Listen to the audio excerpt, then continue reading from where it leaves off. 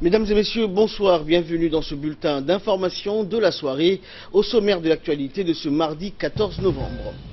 Réunion régionale donc sur l'antiterrorisme entre la police nationale et la direction d'Interpol. Et Vladimir Poutine et Recep Tayyip Erdogan donc s'entendent sur le dossier syrien. Et après donc les étapes successives dans la région d'Addis Abeba, notamment le chef-lieu Assamo, Gestir et Ali Adé, la délégation conduite par le ministre de la Défense, Ali Hassan Badoun, est arrivée donc à Holhol, à l'école militaire Al-Hadj Hassan Gouled Abtidon notamment. Cette visite fait suite donc à celle précédemment effectuée dans les régions du nord du pays, notamment à Obok et à Tadjoura, accompagnée par une forte délégation composée de 2 membres du gouvernement, ainsi que du général Zakaria Cheikh Ibrahim, chef d'état-major général des armées, et du général Tahir Mohamed Ali, chef d'état-major de la défense, ainsi que par de nombreux officiers. Le ministre de la Défense a voulu donc aller au contact des militaires dans les postes éloignés des forces armées djiboutiennes, ainsi que la population qui se trouve dans ces localités. Ont également fait le déplacement avec le ministre du budget, Bodi Ahmed Roblé, et le ministre de la communication, Abdi Youssouf Sougui. Et après le long périple donc dans les localités de la région d'Addis Abeba, la délégation compte passer la nuit à l'école militaire de Holhol avant de reprendre son périple, toujours par voie routière jusqu'à l'Oyada. À son arrivée tard dans l'après-midi, la délégation fut accueillie par le commandant de l'école militaire, le lieutenant-colonel Omar Ali Guedi, et après le piquet d'honneur, la délégation a assisté donc à une démonstration de nouvelles techniques de tir dont les stagiaires sont actuellement formés. Le ministre de la Défense a pu aussi constater donc les connaissances techniques prodiguées aux stagiaires militaires dans le maniement des armes. Et c'est toujours au sein donc de l'école militaire que la délégation a assisté à une brève présentation de la situation de l'école militaire et généralement de la sous-région de Holhol. Il a été également l'occasion pour la délégation de constater les difficultés auxquelles fait face donc cette institution primordiale de l'armée. Et comme à l'accoutumée, donc la délégation a ensuite rencontré donc les sages et les représentants de l'Union des femmes pour écouter donc leurs doléances. Et la question principale de ces doléances tournait autour de la difficulté des moyens de communication, notamment le manque de routes Djibouti-Holhol qui handicape la circulation des biens et des personnes.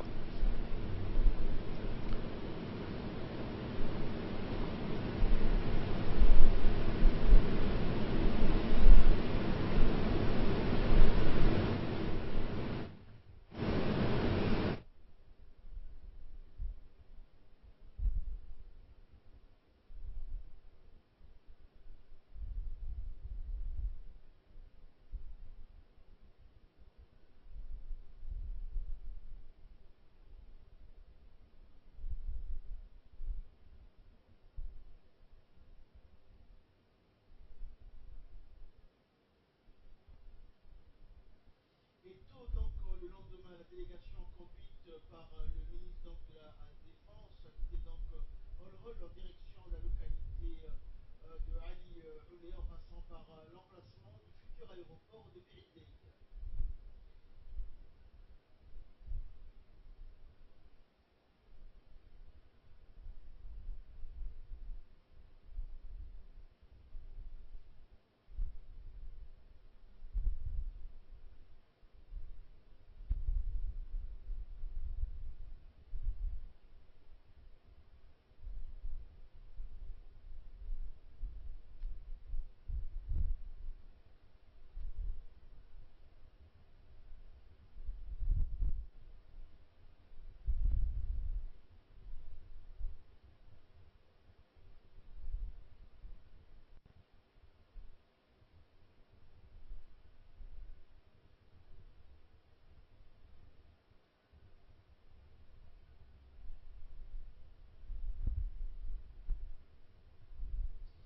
Et arrivé donc sur place, le ministre de la Défense et sa délégation donc fut accueilli par le lieutenant Ammar Ali Hassan, commandant donc un bataillon d'intervention rapide stationné à Ali Roulé. Le ministre de la Défense, le général Zakaria donc en revue les troupes et ont échangé donc avec l'officier en charge de ce bataillon sur les difficultés auxquelles ils font face.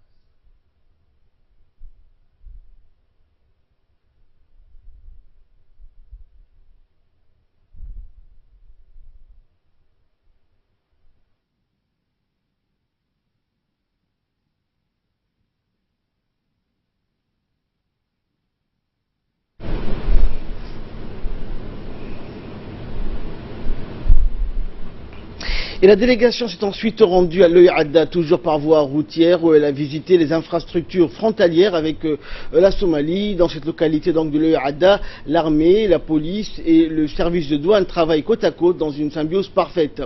Avant d'arriver à l'Oeil Adda, donc la délégation s'est arrêtée à Dagahdamer, un poste frontalier où les militaires de Damerdiog montent la garde pour lutter contre l'infiltration clandestine des personnes ou de la contrebande. Non seulement ce poste, mais aussi d'autres sont disposés tout le long donc de cette frontière avec la Somalie pour lutter efficacement contre l'insécurité. Et arrivé à l'Oeil Adda, le ministre de la Défense, sa délégation a été accueillie avec les honneurs par le chef de corps du camp, Cher Ousmane, dont la compagnie Damerdiog fait partie. Un bref donc exposé sous une tente a permis aux officiels de s'imprégner de la situation dans cette localité hautement stratégique. Ils ont ensuite visité donc les installations remises à neuf du poste militaire de l'Oeil Adda.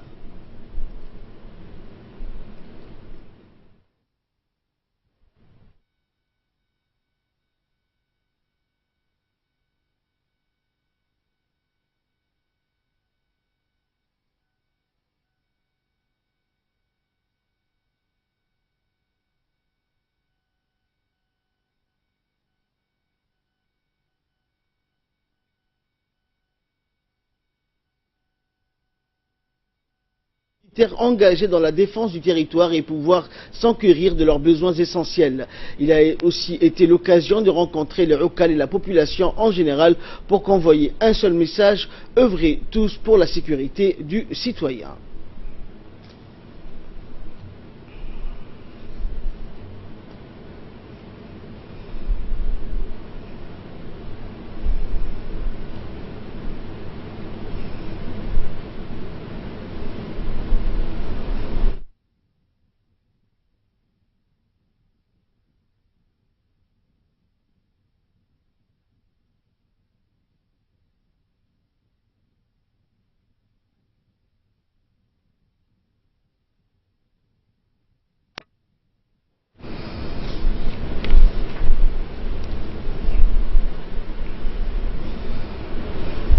Également dans l'actualité, une rencontre d'un groupe de travail en charge de la lutte contre le terrorisme a eu lieu donc aujourd'hui au Sheraton Hotel. Des officiers donc des services de renseignement et de sécurité forment ce groupe de travail diligenté par Interpol. Et cette réunion donc a regroupé, rappelons-le, plus de 13 pays dont Djibouti, la Somalie, l'Éthiopie, le Kenya, l'Ouganda et la Tanzanie. Et pour nous en dire plus, Asma Oubaker, bonsoir. Donc, qu'est-ce qu'on peut retenir donc de cette réunion qui a réuni donc la police nationale d'un côté et la direction d'Interpol de l'autre côté? Effectivement, vous l'avez dit, cette réunion a regroupé plus de 13 pays, dont Djibouti, la Somalie, l'Éthiopie, le Kenya, l'Ouganda, la Tanzanie. Les attaques terroristes au niveau international ont atteint un niveau alarmant dans la violence et les conséquences sociétales, dont nombreuses et touchent presque tous les pays à travers le monde. L'Interpol a renforcé ses partenaires visant à lutter contre le terrorisme. Des services de prévention ont été mis en place, appelés contre-terrorisme. Il s'agit de faire face aux activités terroristes en identifiant les personnes membres des réseaux terroristes et leurs affiliations. La cérémonie d'ouverture de cette rencontre a vu la présence du directeur de l'Interpol, François Pérou, et le directeur général de la police nationale, nationale, Abdellah Abdifarah. Monsieur François Pérou donc a expliqué le rôle d'Interpol et ses activités. Il s'est réjoui également du dynamisme des agents djiboutiens dans la lutte contre le terrorisme. Ahmed. Et donc de son côté, le directeur de le dire, sur les terroristes, les combattants terroristes étrangers. Alors comment travaillons-nous avec la police nationale de Djibouti? Eh bien, Djibouti fait partie d'un de nos 192 pays membres et comme chaque pays membre, eh bien, il y a un Interpol Djibouti avec lequel nous travaillons d'une façon très étroite. C'est-à-dire qu'il est réactif et au point de vue communication, ça marche très bien. Nous avons aussi à Lyon, à Interpol, un représentant de la police de Djibouti et ça permet de faire le lien. C'est pour ça que ce groupe de travail a pu être organisé dans d'excellentes conditions et nous en sommes très reconnaissants. Interpol considère le contre-terrorisme comme une priorité, c'est la première priorité d'Interpol. C'est pour ça que des moyens importants ont été dégagés, notamment sur le plan de l'analyse qui permet d'enregistrer des données et après de les comparer avec d'autres analyses qui viennent d'autres pays et à ce moment-là d'établir des éléments importants pour les gens qui travaillent dans l'investigation. De son côté, le directeur général de la police nationale, M. Abdellah Abdifalah, a remercié tous les participants à la cérémonie. Il a expliqué l'importance de la lutte contre le terrorisme. Il a martelé qu'Interpol a renforcé ses relations au niveau des institutions des différents États. Je propose de l'écouter. C'est toujours un grand plaisir de vous voir parmi vos frères et sœurs,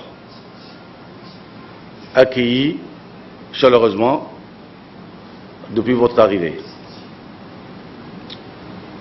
Il m'est également agréable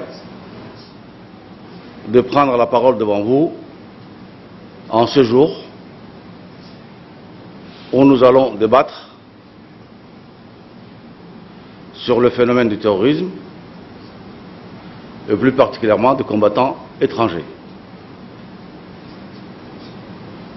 Je suis convaincu que dans une démocratie et un pays en paix, le rôle de nos institutions de sécurité est important pour le maintien de la paix et le sauvegarde de la sécurité, pour résoudre certains conflits qui sèment non seulement la désorganisation sécuritaire, mais également le désordre étatique, le crime humanitaire, les crises économiques, la pauvreté et bien sûr la famine. Beaucoup des organisations contribuent également à l'amélioration des conditions de vie de nos concitoyens, notamment dans le domaine de la démocratisation de nos institutions étatiques, du respect des droits de l'homme et humanitaire, de la lutte contre la misère et la désertification.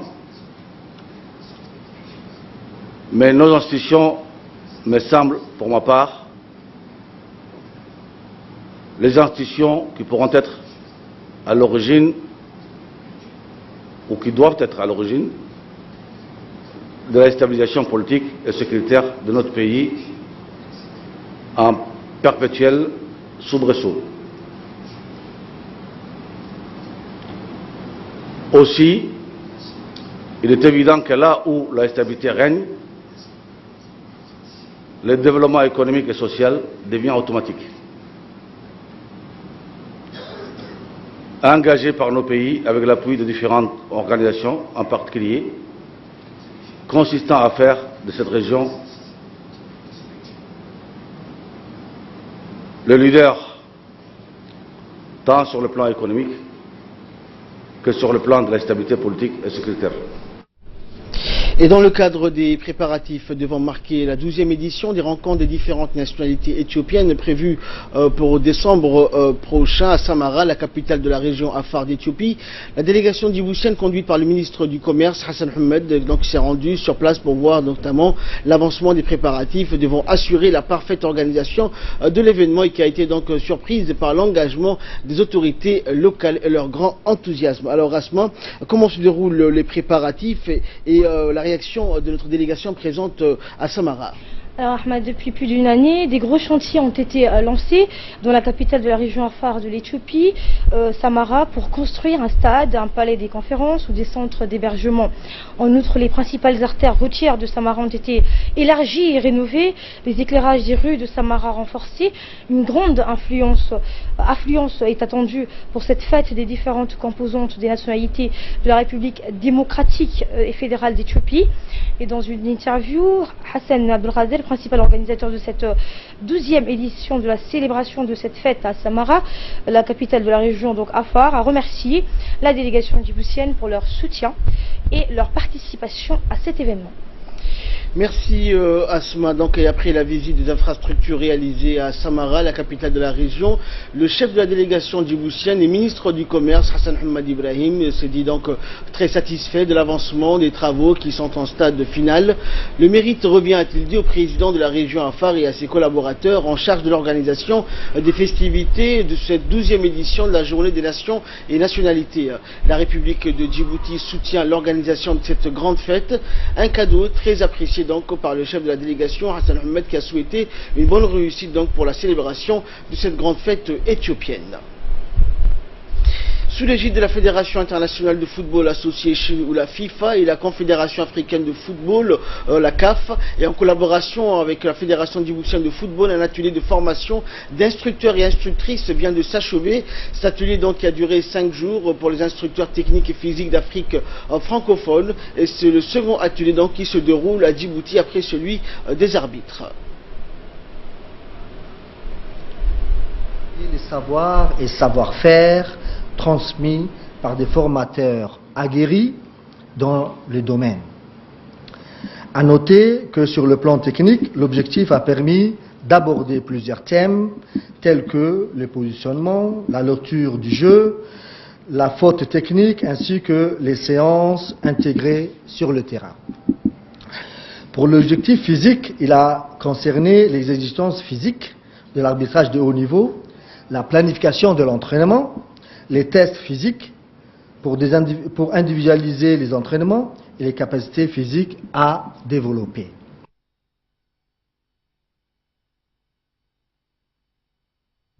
Et à l'issue de cette cérémonie, notre équipe de reporters a recueilli pour nous les réactions des participants. اليوم شرفنا وزير الرياضة اختتم الدورة. Et toujours en sport, dans le cadre du renforcement de la formation des moniteurs en plongée sous-marine, le vice-président de la Confédération mondiale des activités subaquatiques, Jean-Louis Blanchard, est à Djibouti pour un programme de formation des jeunes djiboutiens. Je vous propose de suivre ses propos.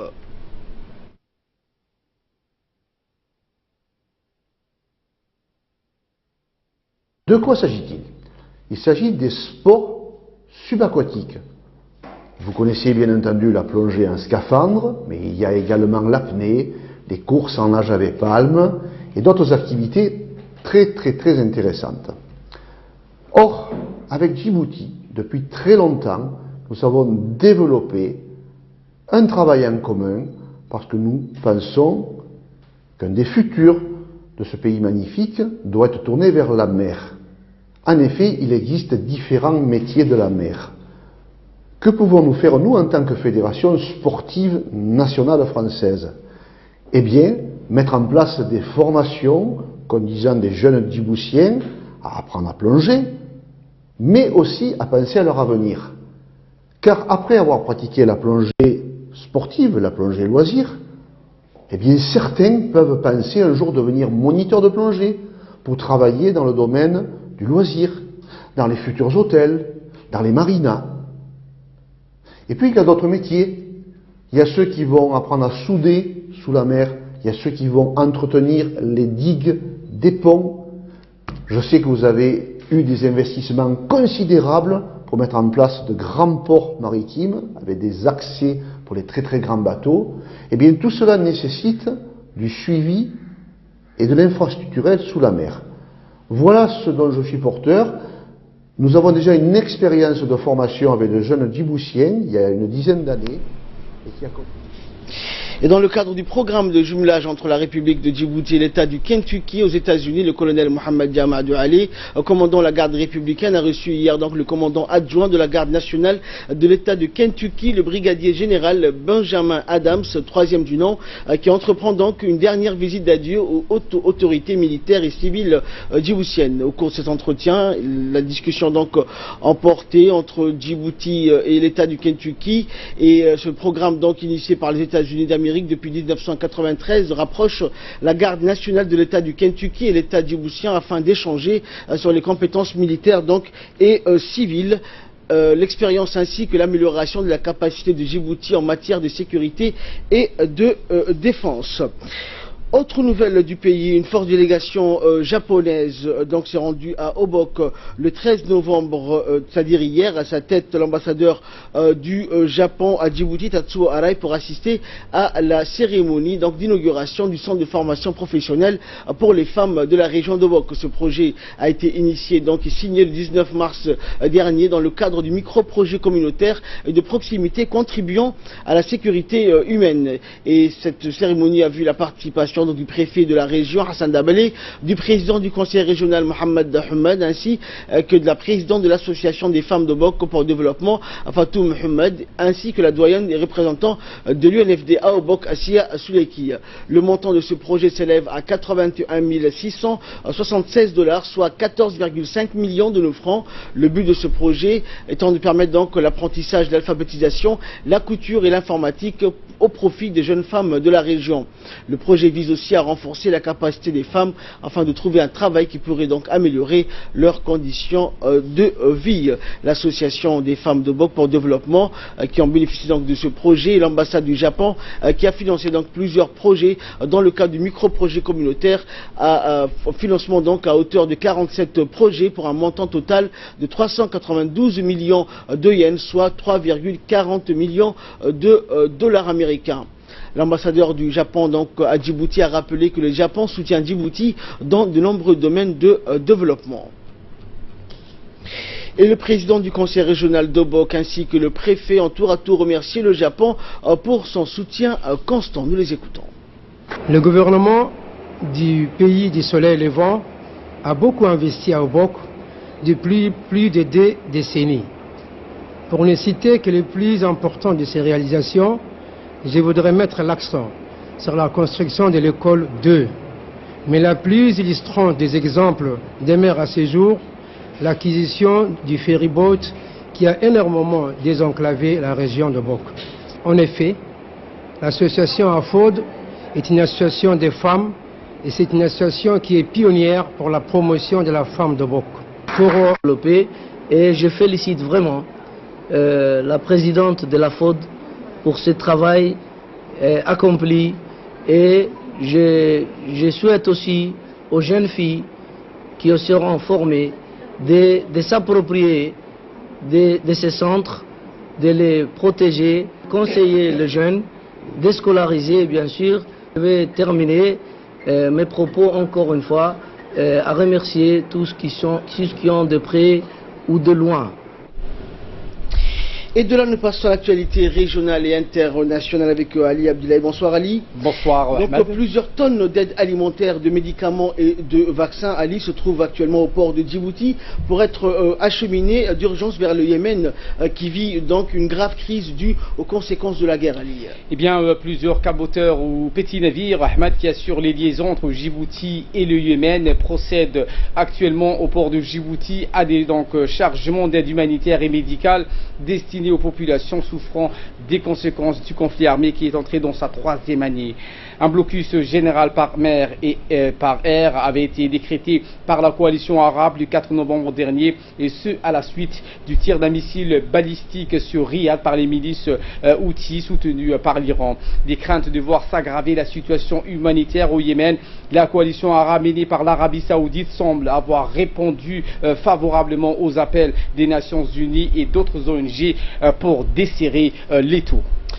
Également dans l'actualité, plusieurs dizaines de jeunes donc de confession musulmane, Ali, originaires du quartier de Molenbeek à Bruxelles en Belgique ou de Nice en France, se sont rassemblés donc ce lundi à Paris devant le mur de la paix en soutien aux familles des victimes des attentats du 13 novembre et pour dénoncer notamment le terrorisme, Ali. Effectivement, donc arborant un t-shirt musulman contre le terrorisme, ils ont répondu à l'appel lancé par l'écrivain de confession juive Marek Alter et par l'imam de Drancy Hassan Chalroumi.